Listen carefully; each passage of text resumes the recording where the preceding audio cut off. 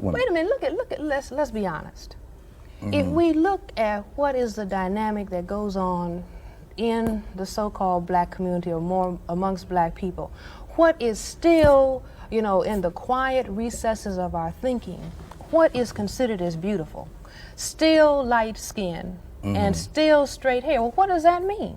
See, that just means that the black mother who trained her son, you know, I have a friend who says that his mother programmed him down in Oklahoma, you know, just looking out the front porch. To the girl, black girl who was light skinned, straight hair, there's a beautiful girl. To the black skinned girl with the kinky hair, she wouldn't say anything. Do you see what I'm saying? So that kind of programming, this is what I'm saying, that all of this goes on. Involved in love. All of this is involved in love. Who is a suitable choice? What kind of woman does a professional man marry? You see, you can just survey.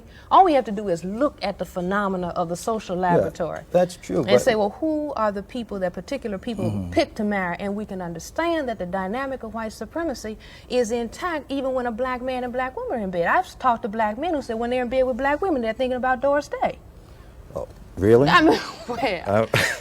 See, but Dr. Poussaint, you must admit, that there are some and black this is men nothing to be ashamed of. We have got to stop being who ashamed exclusively of don't truth. like any female who is not white. Now, I'm sure that there you would have to have one constant, wouldn't you? Yeah, if a man who is black doesn't even look at a black woman and looks at nothing but white women, and then isn't that significant?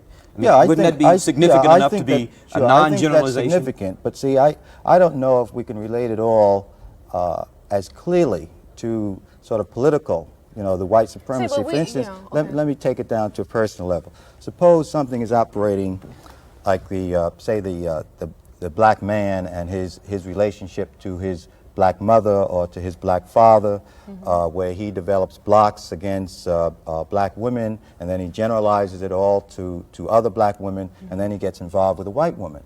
Now, that doesn't mean that he's necessarily indulging in any form of white supremacy necessarily. He's not that is, indulging in white supremacy. you can't assume that He's his indulging in rejection of his black mother is because she's black. He may be rejecting her for all sorts of other psychological reasons. Let's go down and look at that. Let us look and that the white woman is just happens to be there where he can displace that on. This is very common phenomena amongst our people. Let's put it this way. Number one, that as I said earlier, that there is an extreme alienation going on between the black man and the black woman. In other words, this same conversation really could be discussing the alienation between the black man and black woman that allows for the significant phenomena of black man, white woman that we see.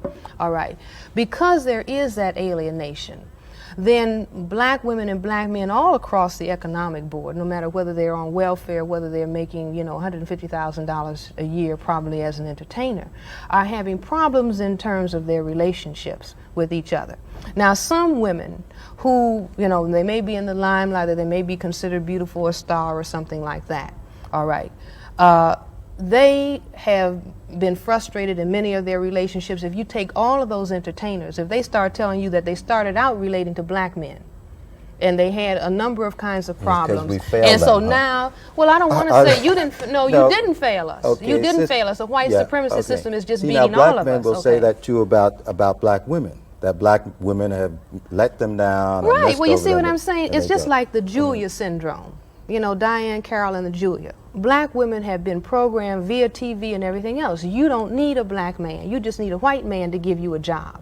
At the same time, they're saying to the black man, you don't want a sapphire. She's too argumentative. She talks too much. You see what I'm saying? What you need is a white woman. Now, what does this produce? This produces maintenance of white supremacy. Why? Because you have divided and conquered